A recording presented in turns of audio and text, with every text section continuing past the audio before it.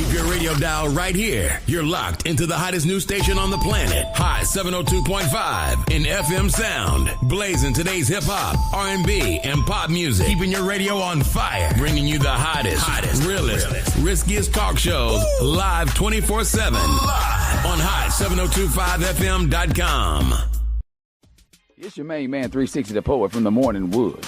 And are you looking for the perfect drink? Well, you found it.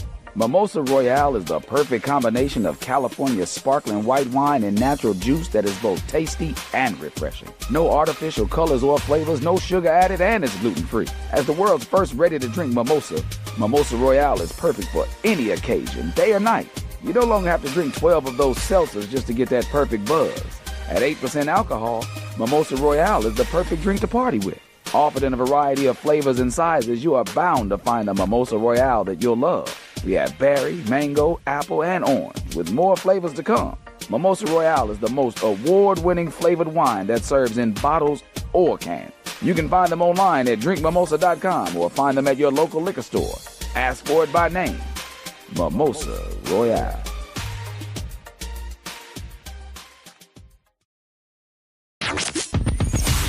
Hi. Hey. What's up? All your favorite artists. Check it out. Say my name. DJ Khaled. This is Mila J. Bruno Mars. On hot7025fm.com. What's going on, everybody? It's your main man 360 the Poet from the Morning Wood, and I'm here to talk to you about the Sci-Fi Center. It's your Vegas home for science fiction, horror, and fantasy. From comic books, toys, and posters to movie screenings and live events, they've got you covered. Located at 900 Cameron Avenue, Suite B209. Give them a call, 702-900-4335, or reach them at thescificenter.com. Hey y'all, it's your girl Cheryl Underwood, and you're tuned into the hottest news station on the planet, Hot 702.5.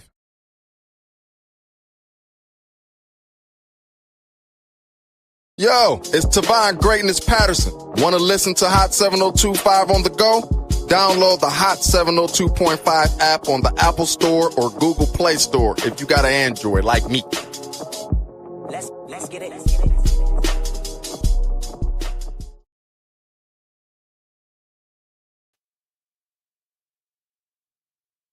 Oh, okay. I thought she was going to run one more. Good morning. You got the introduction, Lady Bell? Look like you are. Look like you back. Hey, I like it. You jump right back into it. Go ahead, girl. You got it. Good morning. I'm your co-host, Keisha. No, also welcome, known Keisha. As Vicky Bell. Welcome to Marriage Bootcamp / Marriage Warfare, where we're here to have real, honest, and unfiltered conversations about marriage. We're going to deal with the struggles, the victories, and everything in between. This is the platform for the disciplined, the dedicated, and the wedded warriors. And let me introduce you my co-host of 28 and 3/4. Well, in 1 month, it'll be 29 years of marriage. Robert Bell, who I call the commitment colonel, leading the charge on lasting love. Have at it. Good morning. Welcome to Hot 702.5 Risky Radio, coming to you live right here in Las Vegas. Thank you for being back in the building, Lady Bell. Thank you for that introduction. Thank you for jumping right back in. Hey, I know you needed that rest during your sabbatical. I know that you needed to revive and refresh and restore some things. Thank you for coming right back in and jumping on. But you held it down. Jumping on the bandwagon, jumping on the horse. You didn't miss a beat. Jumping right back in. Thank you. Hey, Lady Bell, it's January 10th, Woo. 2026, this Saturday morning here January live 10th. In Las Vegas, Lady Bell. You know we got to get back into it, Lady Bell. You know I like a conversation. I like a topic that get people involved, to get them stirred up, to get them asking questions, Lady Bell. Mm-hmm. And we was talking last week, Lady Bell. You know, we had a conversation with 3 people this week. The conversation we had with Tequila. Yeah. Me and you had that conversation with Tequila. The conversation we had with I don't want to say her name, but don't say her name. And the conversation I had with Lionel. So with those, well, me and you had the conversation with two young ladies, and the conversation I had with Lionel. And I love when something stir up, you know. And the one conversation we had with a young lady about the door thing. Yeah. You ready? You good? You Yeah. good? The conversation, well, wasn't the topic wasn't the door. The topic was, I said, the topic was because I said, we might as well get into it. I said, 29 years of marriage. 33 years of 33, you know, we're gonna be like everybody else. How long y'all been together? 38 years. Y'all been married 38 years? No, we've been married 10, but we've been together. we gonna count everything. You know, that's that marriage math. Well, if 1 + 1 = 1, then hey, married 5 years but been together 40 years can equal, you know, math is math. So we talking about like almost 34 years. You've been with me 34 years. We've been around each other. And who'd have thought? Hey, you said after 29 years, 10 months, and like 14 days. Yep. Somebody said, Rob, your memory is crazy. You be throwing out dates and years. You know, I'm good with months and years. You know, I can narrow down the month and year. You know, it's people out there, man. What I wanted to Google that. It's people out there, because we were talking about my memory. It's people out there who can remember. They can remember time, date, the day of the week, the event that happened that day. You ever seen that? E. Carice, with them people? I remember years ago, they had this one lady there, like, okay, what happened June 1st of 1980? And she is like, I was in the 10th grade, or this, that. I mean, you got people who got memory like that. Now I can go back to years and months and stuff like that. Sometimes I can narrow it down to a day. You know, especially after, you know, when something, I don't care, something great can happen in your life, something big can happen in your life, and then from that day forward, your memories start getting more sensitive. You know, like say when you lose a sense of one thing, your other senses get greater. Yeah. So you know, I think when something great happened in your life or something spectacular happens, I think from that point forward, you start keeping more detail of the things that happen, or it could be the opposite. Something bad could happen, something tragic can happen, and then from that day forward, you be more alert of time and awareness and all that. Yeah. So yeah, my time is pretty good since February 28th, 1997. Since January 3rd, 1997. January 3rd. But Lady Bell, since you brought up February 28th, 1997, and so the conversation was about the door. I'm going to step back because, you know, since you brought up dates and time, January 3rd, 1997. Because I had a conversation with a young man about date and time and remembering stuff.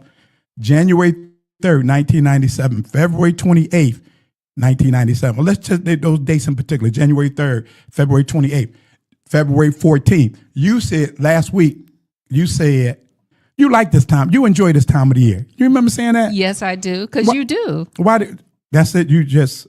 Because I do. Because, you know why? Because of January 3rd, because of February 4th. And January 23rd. Because of February 14th, and because of January 3rd, February 14th, February 28th. But January 23rd, too. I forgot about you said January 23rd. Okay, yeah. So, what happened to the memory? Right, okay. I forgot about, But yeah, that's why I'm excited about this time of the year, because my birthday, Valentine's Day, our anniversary. So, you know, you coming into the new year, you know, January 3rd, like I say, and like I say, I was telling a young man, he said January 3rd. I said, man, I was in them streets. I didn't want to be in them streets. Yeah. I didn't want to enjoy them streets. And I said, me and Vicky had went our separate ways. You know what? Hey, it's story time. You know, I said last week when when O said, tell me your love story. And I said, everybody got a love story. Right. Everybody got a love story. Wow. Even the dude called yesterday. Oh, that was crazy. Yeah. When the dude called yesterday, I called out the blue. And me and him reminiscing. And he said, Rob, I know your story. I said, yeah, you do know. I said, you know my story for 25 years. He said, no, dude. I've known you almost 40 years. Yeah. Yeah, little Rob was 6 months old when me and Darren met. Little Rob was 6 months old. I think his youngest daughter, little Rob was 6 months old, and I think his oldest daughter, his daughter's probably about a year and a half. She was a little older than Rob. So he's like, man, yeah, our kids was babies. Yeah. And then he said, man, I know your story. Going back a couple weeks ago, we on vacation. We talking to that couple, and every time they would say something, and I was like, well, let me tell you this. And the young lady said, do you have a story for everything? What did she say, Lady Bell? Do you have a story for everything? Do you have a story? That's life. You better have a story. You better have a testimony. You better have some truth. You better talk about your pain. Hey, listen, young man. Listen, young father. Listen, young husband. I believe every man needs a mentor in his life. Every man needs another man that's going to speak life, strength, direction, correction, and direction. But when they're your mentor and they're speaking life into you, right, they better have a story. Don't just let them sit around and listen to your story. When you tell them I'm going through this, they better say I got a story. Young man, let me tell you about when I went through a familiar situation. What? But you don't know nothing about this. I've been through this. Man, I've been there and I've done it. I got a story for that. Yeah, I got a story. If the only story they telling you is, remember when Jesus said, remember when the Bible said, remember what happened to David, remember what happened to Saul, remember what happened to Peter, remember what happened to Matthew, Mark, and who were the three dudes in the lion? The dude, Daniel in the lion den. If them the only story they telling you is Bible story, get away from them. If this dude's supposed to be your mentor in every story, he telling you how to survive life, how to get through your pain, how to get through your problems, how to get through your pressure. Remember when Daniel was in the lion's den?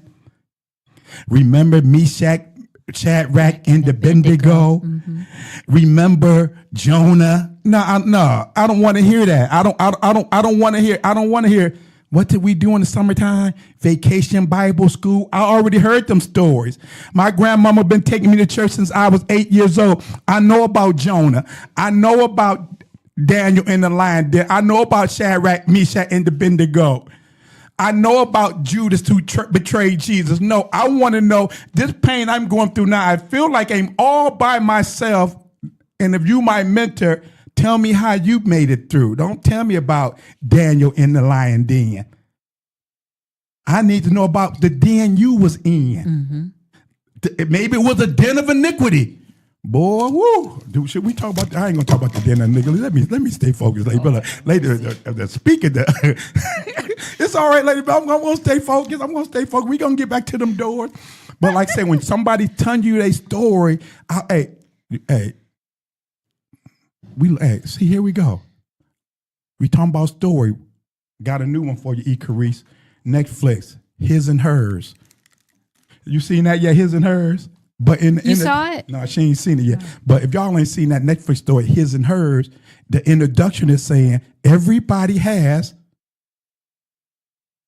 What did it say, Lady Bird? Everybody has his or her own version. He has his version. She has her version of whatever the situation whatever is. the situation is. So basically, his story, her story. Mm-hmm. But then if I remember right, didn't it say something like this?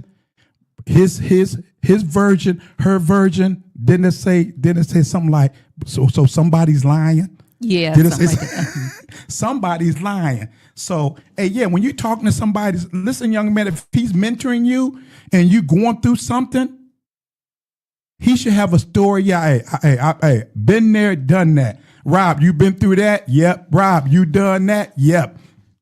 Rob, you been over there? Yep. But you know what? Not just the men. I think it's important for women to have somebody in their lives that they can talk to, maybe an older woman, or have that circle. Not that whole girlfriend thing where you always running with your girlfriend, but a good core group, a good circle that you can, learn from. Every Lady Bell, everybody needs somebody they can learn from and mentor. And I ain't going, but everybody should have a story. Love, so you say I love this time of year because love is in the air. January 3rd, you called me. I appreciate that call. I was waiting on that call. I had ships down here. So I just read mentorship. Mentorship. How did we get, we said last week, 29 years later. How did we get here 29 years later? Right. I think when last week you said, I said something about pain, problems, and pressure. And you said we need those pains. We need those problems. We need those pressures because those are the foundation. Exactly. That pain, those problems, those pressure is the foundation. Our pain, our problems, our pressure. When we came together, we used that as our foundation. Exactly. That was the glue. That was the glue. And I think what was important at the beginning of our relationship was we were friends. Yes. We built a friendship. Yes. We built a friendship. And I think that what was important in the beginning of our love story. So that's why when you say I get excited about this time of year, and year after year I get more exciting because here we go again. Here we are again. And to me, you know me, I don't make a big deal about New Year's Day because to me, every day is a new year. Yeah. To me, every day, if you missed it January 1st, January 2nd is your new year. You missed it January 3rd, January 3rd is your new year. But you can't do that all day, every day. Right. You can't look up and say, it's November 1st, well, this is my new year. You can't do that from January to November, say this is my new year. No, you can't do that every day. Because why can't you do it every day? Recall and review.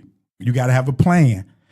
We talked about pain, problems, and pressure. You got to have a plan. You got to have purpose. You got to, after your plans, after your purpose, you must pursue, Lady Bell. I enjoyed that last week. You must pursue. Other words for pursue: follow, chase, seek, track, how. Can you read that definition of pursue for me, Lady Bell? Everything I gave you on pursue.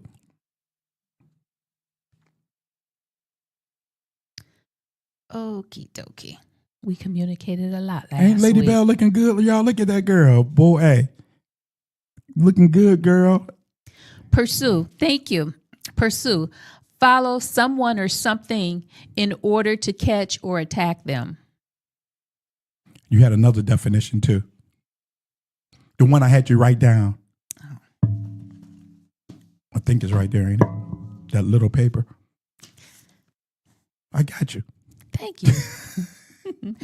Define pursue. Define pursue. To actively follow something. To actively, after your plans, after you realize what your purpose is, actively follow something. Actively follow something.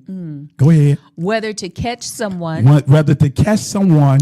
Achieve a goal. Achieve. What is your plan to achieve? What's your goal in your plan? What's the purpose of the goal in your plan? Now you must pursue it. Go ahead, Lady Bell. Continue a plan. Continue a plan. A plan. Or investigate a topic. Investigate a topic. It's about going after something literally. Hold it. It's about what? Going after something literally. Speaking to the mic. Going after something literally. So you hear the difference when you're speaking to the mic? Thank you.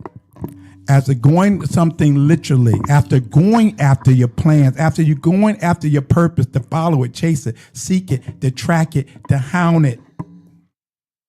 Lady Bell, I was going to get into that hound, but I ain't going to do that. Recall and review. We talked about last week, Lady Bell. Jump in at any time. We talked about last week. Oh, I was saying love story, Lady Bell. And let me jump back on this because I got this wrote down here in my notes. We talked about, when I talk about getting a mentor, hearing somebody's love story. Right. And we talked about that couple we met who've been married 57 years, been married 57 years. And what you said what you loved about them, when you talk to them, there's still excitement. Yes. There's still joy. She's still smiling after 57 years. They still taking care of themselves. They're in excellent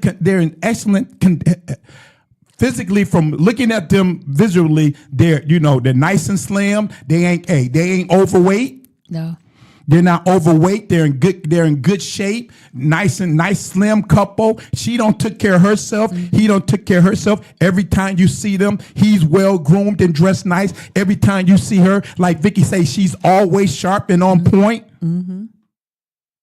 Yes, she is. So when you have somebody like Marriage Bootcamp with the Bells, when you have these husbands and wives that's out there sharing their story, sharing their victories, sharing their losses, sharing their pain, problems, and pressure, mm-hmm. sharing their plan, sharing their purpose, the pursuit to help you. Nobody wants to really do this.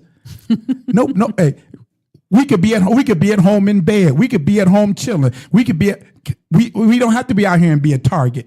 We could be at home chilling. But when you have that desire to help others, and when it comes naturally, but like I said, we're talking about the couple that been married 57 years. I don't want to talk to somebody that been married 30, 40 years or 50 years. We've been married 50 years. By the grace of God, we made it through. I want to hear some joy. I want to hear some laughter. I want to hear some peace in that. Where are a lot of times and today with social media and all that, with so many platforms out there, you see these newlyweds out here giving marital advice.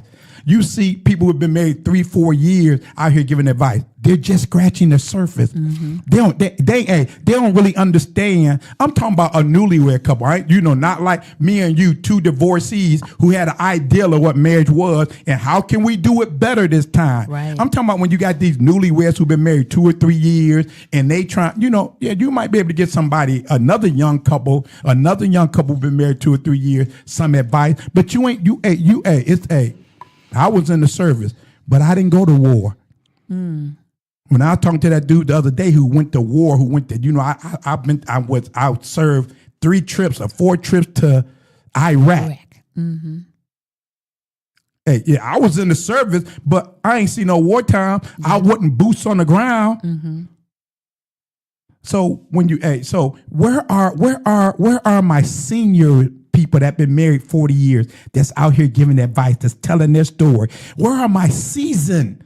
You've been married 40 years. You've been married 50 years. You should be the one that's grabbing these young couples and saying, when you go to a church, and if you're lucky enough that if your church do have a marriage ministry, mm-hmm. why do you got a couple up there that's 30 years old with 3 babies trying to tell somebody that's been married 40 years how to be married? Why are you putting this pressure on this young man who only been married 2 or 3 years? He got babies. He's trying to learn how to be married. Mm-hmm. But if you give somebody a handbook and say, these are the 7 steps to marriage.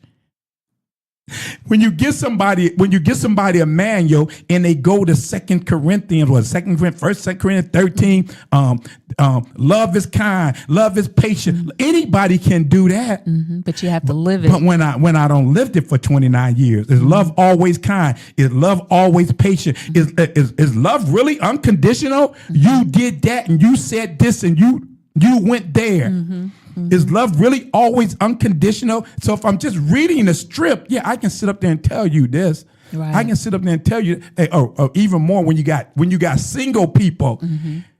When you got single people telling people, this the keys to a relationship. It's easy to give you keys, Lady Bell. It's easy for me. I watched the game last night, the Lakers and the Bucks. It was a great game. It was easy for me to say, how did he miss that shot? I'm not on the court.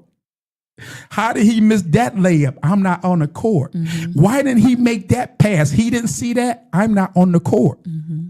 Now, if I'm on the court and I got a 7'2" guy guarding me, maybe I can't see that dude in the corner and make the pass. Maybe I did get my shot blocked because I'm on the court. Mm-hmm. It's easy to sit on the sideline and say, well, when in a relationship, you should do this. In a marriage, you should do this. And it sounds great. Oh, he's giving great advice. But when you live in it. Oh, that's a whole different story. When you live in it. Mm-hmm.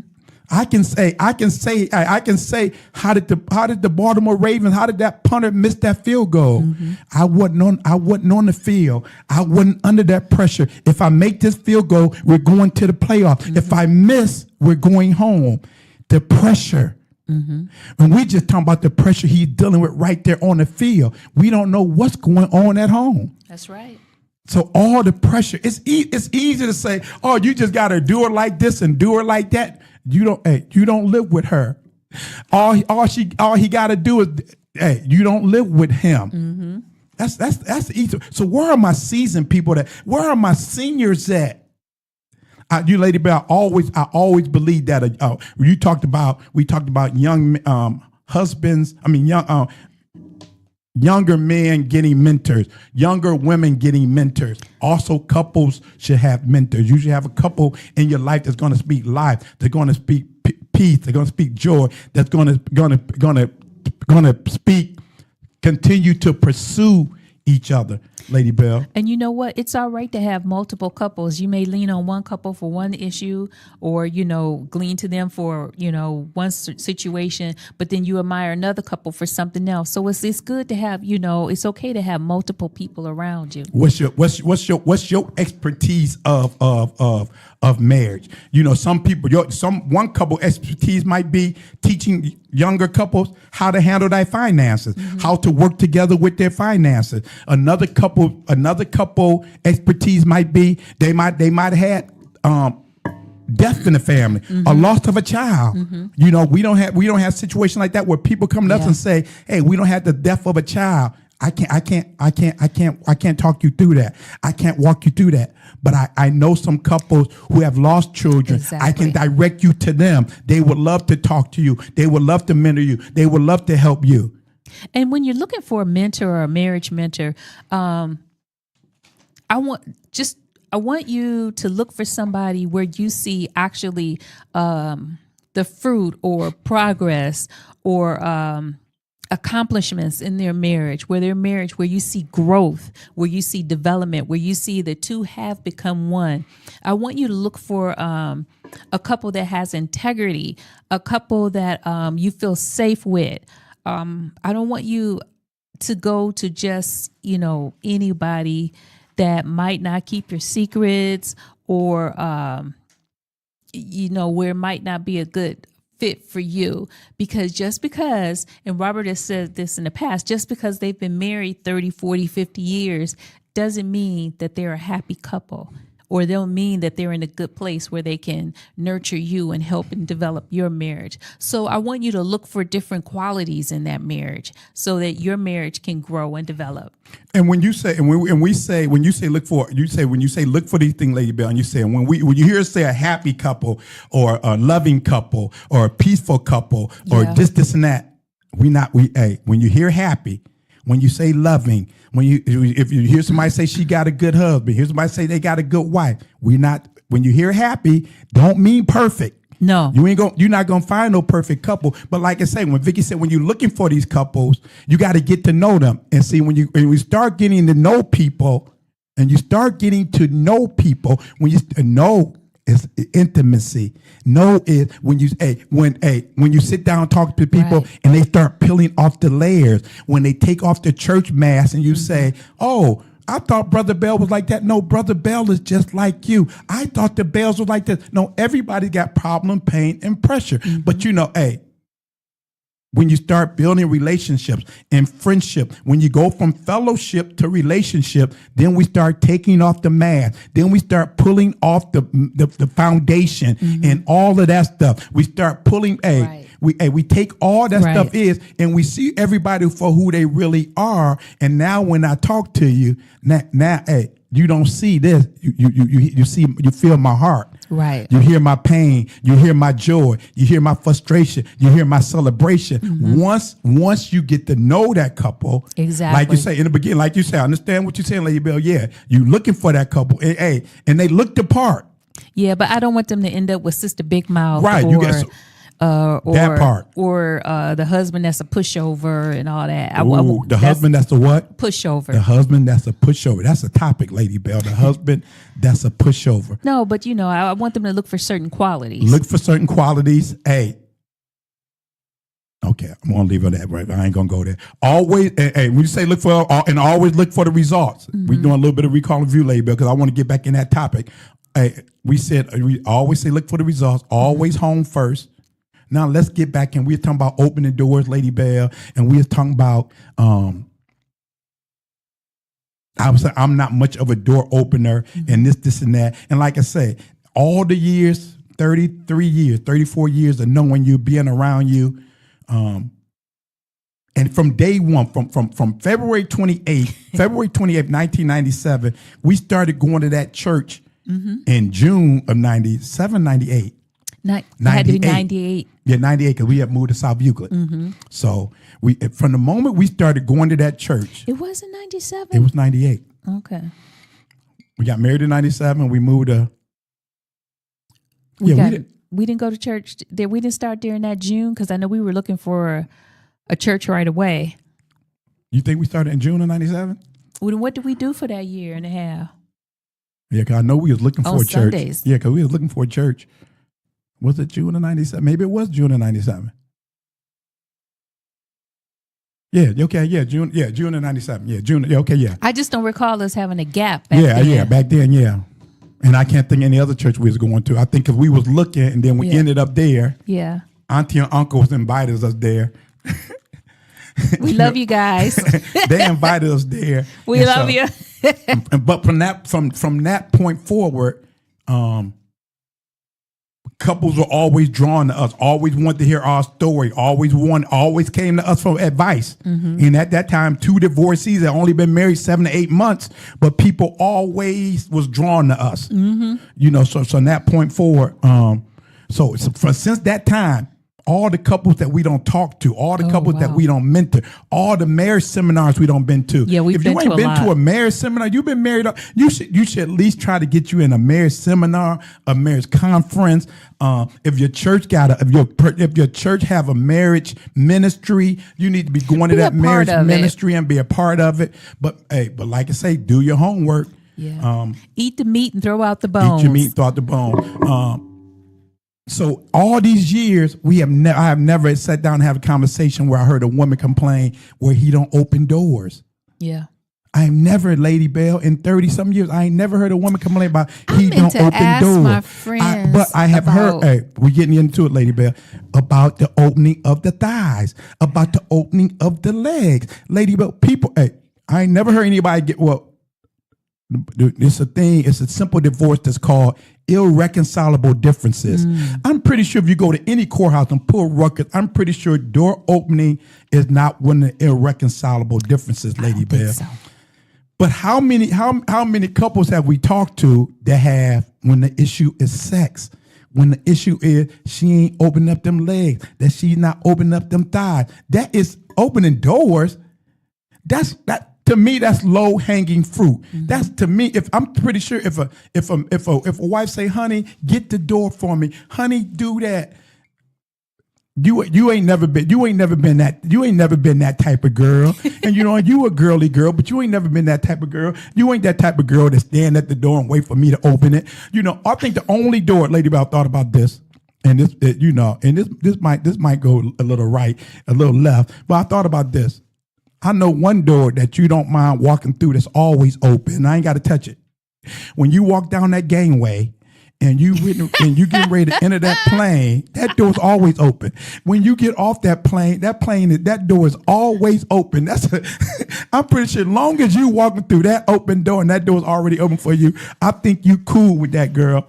I had to throw that one in there, Lady Bell. That's a dig. But to me, I just never. I ain't never sat down with a guy and he said, my wife complained that I don't open doors.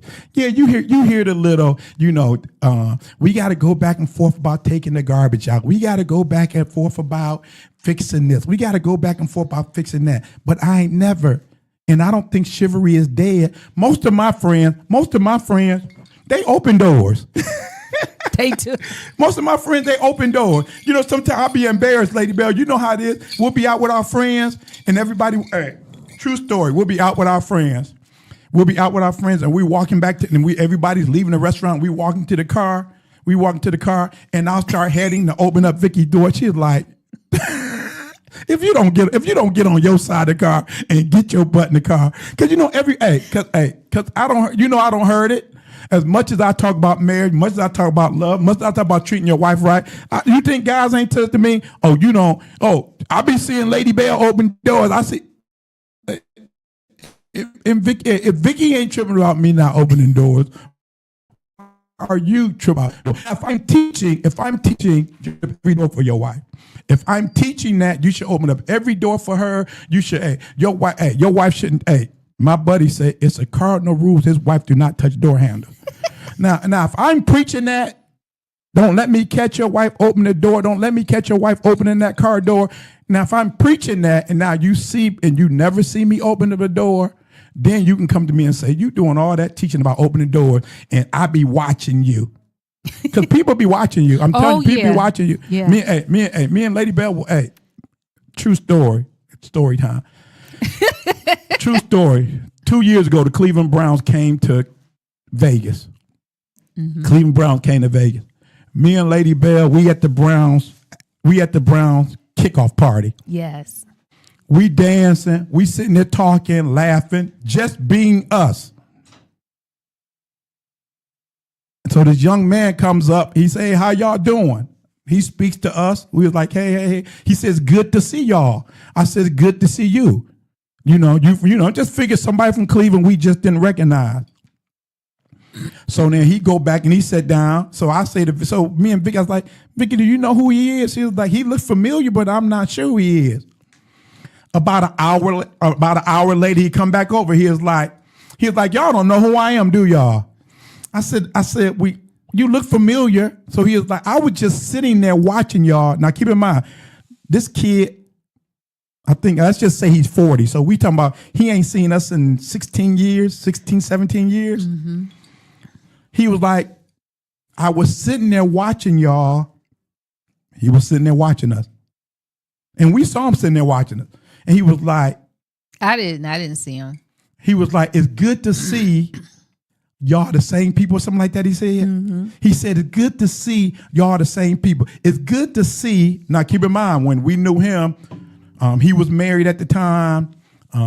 He's divorced now, remarried, but he was married at the time, and we were all going to a marriage. We was at a church, and we was all going to a marriage class together. Yes. And me and Vicky had some counseling with him and his former wife at the time, you know. And he said, it's good to see y'all still living everything y'all told us, everything y'all taught us.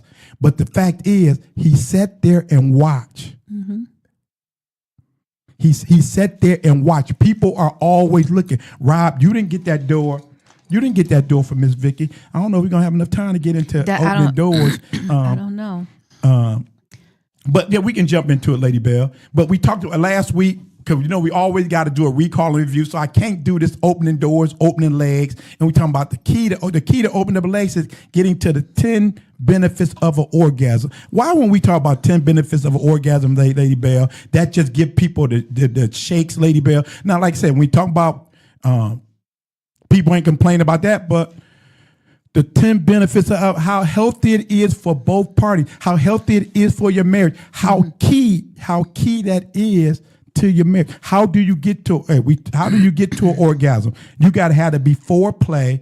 I've been teaching this for years. What is it, Lady Bell? The before play. Before the foreplay. Before the play. You got to have the before play before the foreplay. Right. Now, the before play is, for years, I've been telling y'all, me and Vicky's before play is dancing. I love to dance. Vicky loved to dance. Vicky before play is if we sit there watching TV. Vicky fine with that. Vicky before play is a book a flight. That's a before book a flight. That's before play for Vicky. You got so whatever the before play. You got to have the before play before the foreplay. What is the before play? touching. We taught that thing on touching. People don't even touch no more. The biggest, what word do I want to use? Organ. Do you know the biggest organ in the human, on a human? It's the skin, Lady Bell. Because I don't care where, when we taught that message on the skin and the touch, when you touch her, when you touch him. Sometimes, like a child, when your child is scared, when a child is scared, you somewhere, what's the first thing they do? They come and grab you, or they grab your hand. That touch or that hold is comforting to them. Even with your mate, you don't know what they're going through. But when you touch them, the skin and the touch is so sensitive, and it sends so many signals to the brain. It really does. When you touch her, and if you wait till 11 o'clock, you in the bed and you touch her, she at first signal she get to her mind. Now that Negro want to touch me. Now he want to touch me. He just wants some. You ain't touched her all day. Yeah, that's the before the foreplay. You gotta touch. Can I tell a story? Let me tell you one more story. Okay. You got to touch them dishes. You got to touch that laundry. You got to touch that garbage. You got to touch them doors and open them doors. Go ahead, tell a story, lady man. Robert's talking about touch, and the touch of your spouse, the touch of your husband is really me and Rob. Okay. I'm not a fan of tight spaces, and some friends were in town, and we went to this experience, and they put me in the room, and it was all closed in, and it was like it was an elevator. The John Wick experience. The John Wick experience. Let them know what type of experience it was. And we with our good friends from Cleveland, Rob and Michelle Mathis. I'm gonna call y'all out. But it was like it was an elevator and it was shaking and like it was falling. Boy, I was stressed out. Robert didn't say a word, but he just touched me because he knew. But I just settled down. I calmed down. And it seemed like we was in that room for about 20 minutes, but it was probably only 2. But that touch though, that touch is power in your husband's touch. And I like what you said, lady, but it felt like 20 minutes. The power of an orgasm. It felt like 20 minutes, but it was really only 2. A 2-minute man is all right if it feels like 20 minutes. The power of a touch. The before the foreplay. When you touch her, that go both ways. When you touch him, he don't have a long day. He don't have a stressful day. And when you touch him, especially if he got a bald head, and he sit there and he looks stressed out, just go rub that bald head. Ain't nothing like when a man have a bald head. When you touch that bald head, the comfort that he get from that. And when I talk about that bald head, some of y'all might get that and some of y'all won't. But the touch, the skin is the biggest organ on a body. Let me tell you, and it sends so many signals. This is what I love about the touch, Lady Bell. We did this teaching on the touch.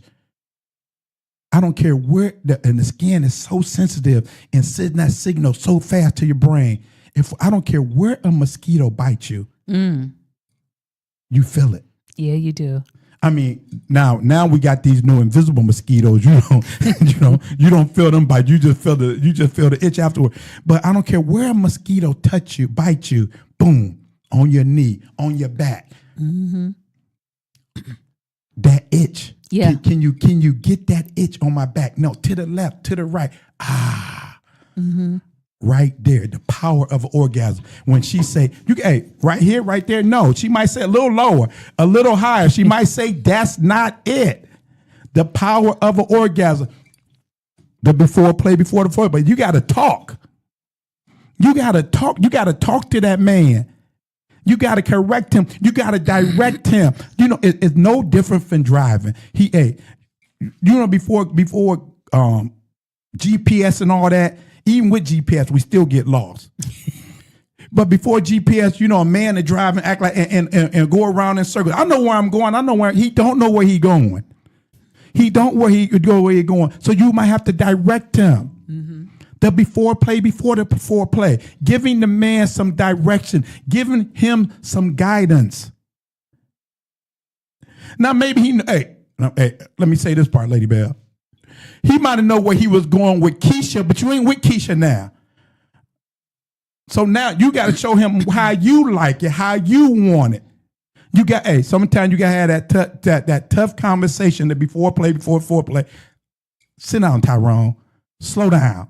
Can you just, remember you told me that one day, slow down. Boy, just, what's your hurry? You all right, Lady Bell? I know when you get quiet. Stick with me, girl. Stick with me. Hey, you know I appreciate you. I appreciate you, girl. I appreciate you. Hey, now I'll say this for the end. We got a couple more. I'll say for the end. But so the touch, before you got to touch. Know what is a lost art, Lady Bell, of love making? Kissing. Kissing is a lost art. People don't kiss anymore. And I was just when I was writing this down earlier this week, I said, you know what I gotta find? I ain't mentioned it to you, but I don't know. In our move, we lost a lot of stuff. Yeah, we did. But I had those signs. Remember those signs I had over the bed and in the living room? Oh, kiss me goodnight. Always kiss me goodnight. Good night. Mm-hmm. Even though we kiss goodnight, but I had those signs. Because sometimes you gotta remind yourself. And I was like, we lost those signs. Always kiss me. We lost a lot of stuff. Mm-hmm. But I don't, so always kissing is a lost art, Lady Bell. Yeah. I don't believe in that. I don't believe in that pecking, bye. Give me some tongue. Put some tongue in my mouth. Lady Bell, we talking about the art of touching. Do you know when they call it French kissing, mm-hmm. But when you put your tongue in each other's mouth and you swap and spit, do you know this is a scientific fact that saliva have healing powers? This is unbelievable. The facts, Lady Bell, we've been teaching this. The saliva, Google it. I'm not a doctor. I ain't got no medical degree or experience. Anything. But just a layman who but he reads a lot. And read. I'm going to read some stuff. I'm going to read it, and then I'm going to read it again. Then I'm going to ask Lady Bell, what you think? But saliva has healing powers. That's not. No, I'm talking about when you and your wife y'all cuddling and y'all holding each other and y'all done. This is the before the foreplay, and then she's sticking her tongue in your mouth and you sticking your tongue in her mouth and y'all tongue is battling. That's healing. That's healing. To me, I used to always teach this lady, but I'm going there. When I say the kiss is a lost art and kissing is an act of love. For my Bible readers and my Bible believers, Jesus said to Judas, betray me with a kiss? Mm-hmm. You're going to betray me with an act of love. That's what Jesus was saying to him. Mm-hmm. You didn't come up to me and smack me. You ain't come up to me and point me out. Mm-hmm. You ain't come up to me and spit on me. Mm-hmm. You ain't come up to me and sucker punch me. You came up to me and kissed me. The dude I kiss, he the one. Wow. And this is just my theory. I think at that time, I think even Jesus was surprised. I think Jesus was surprised. Betray me with a kiss? After he told him, hey, go on, you go on. Hey, I know you got to do what you got to do. Go. Mm-hmm. And then he came back later on. But to me, that sounded like Jesus was surprised. Hold up, I knew you was going to betray me, but dude, with a kiss? You betrayed me with a kiss, an act of love. Mm-hmm. The before the foreplay. When the last time you just touched her? When the last time you just held her hand? When the last time you just rubbed her knee? When the last time you did that? When the last time you put your tongue in her mouth? When the last time y'all did a tongue battle? When the last time y'all just kissed? When the last time y'all just looked at each other? We'll be dancing and I get all caught up and then I'll just stop dancing and I'll be like, look at me. I'll be like, look at me. She's like, look at me. Because I just want to, it's comforting. This really does happen. It's comforting when it's comforting. You know, to me, healing is when you said it before play. It's the healing is dancing is before play for me. Dancing is healing for me. I love music. And everybody that knows you knows that. Everybody who knows me knows that. I just love music. I love to dance, and to me, music is my therapy. Dancing is my therapy. Touching is my therapy. Making love is my therapy. And I know we didn't get back to those.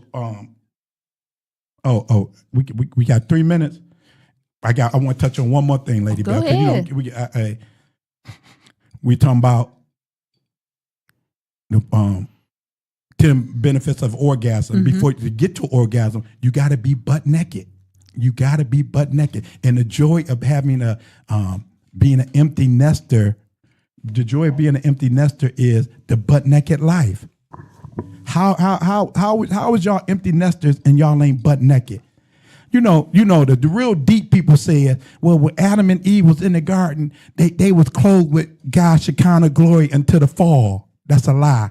Because when Adam woke up, Adam saw bone and flesh. He said, this is bone of my bone and flesh of my flesh, but she got something I ain't got, so I'm going to call her woman. Adam saw a difference. He saw some bone and flesh. She wasn't clothed with no Shekinah glory. He saw all her, listen, wives, Adam saw all her nakedness. Get naked for your husband. Get butt naked for him. Walk around, and as she walk around the house, husband just drop stuff, so she had to bend over and pick it up. And you might have to drop some dollar bills or whatever. Just drop some stuff around the house and just sit there and watch her bend over and say, "Girl, and just say, hey."